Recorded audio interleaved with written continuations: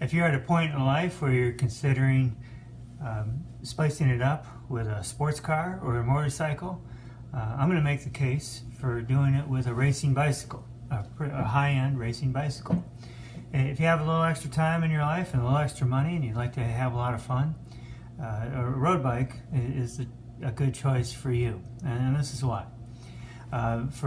You can get into bicycling for about $3,000 or less.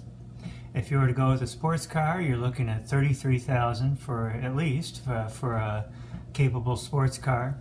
For motorcycles, it could be $13,000 to $23,000. But you can get a very nice, very well performing, very comfortable bike for $3,000. It's amazing. I'm not saying anything's wrong with sports cars or motorcycles. It's just if you're looking for pure fun to start, I don't think you're going to find anything better for the price.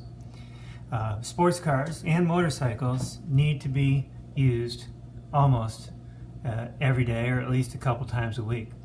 And because if they don't, water gets in the lines, and whether it's the gas lines, the brake lines, brake fluids, fuel injection, oil, whatever, water gets in there one way or another, and it can affect the performance, and it will certainly affect the longevity of whatever parts it comes in contact with. Also, especially on motorcycles, the drivetrain, whether it's a metal chain or a shaft or a belt drive, either way, those require maintenance, and the more you use them, the longer they'll last, or the longer they'll perform the way they're supposed to.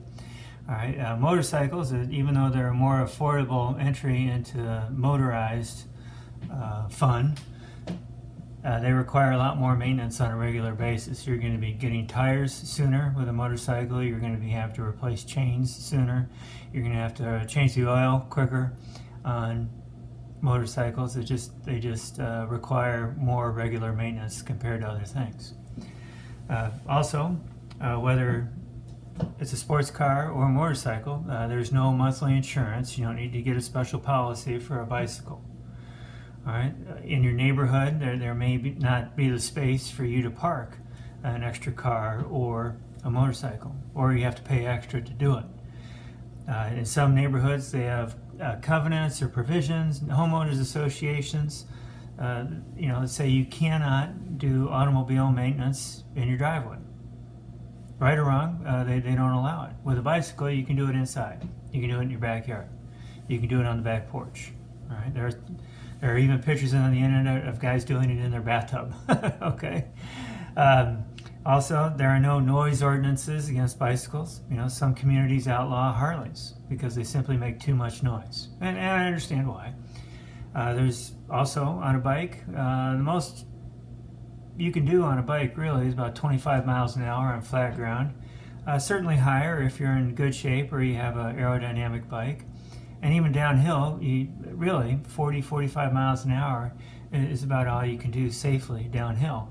And no cop's going to pull you over for that because you're riding a bike too fast. They simply don't believe it, that you can do those kind of speeds.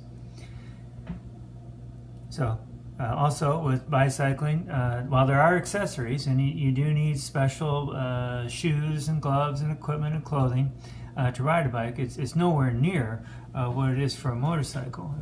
On a motorcycle, I've heard if you don't spend at least $500 on a helmet, you're going to die in a crash. I mean, I don't know if that's true or not, but it certainly makes sense that you would need to spend a couple $100s on a motorcycle helmet to protect yourself in case of a fall. You also need a leather jacket or a jacket with the right armor or padding in all the right places, and that's a couple $100s. You'll need special pants, again with padding or leather to protect your legs in case you fall. Special boots, special gloves for winter, gloves for summer. All these things add up. With sports cars, you may need to install a rod to protect the front end from rocks and bugs. You may need to add a sway bar just to stiffen up the chassis so you can get that great sports car feeling when you drive.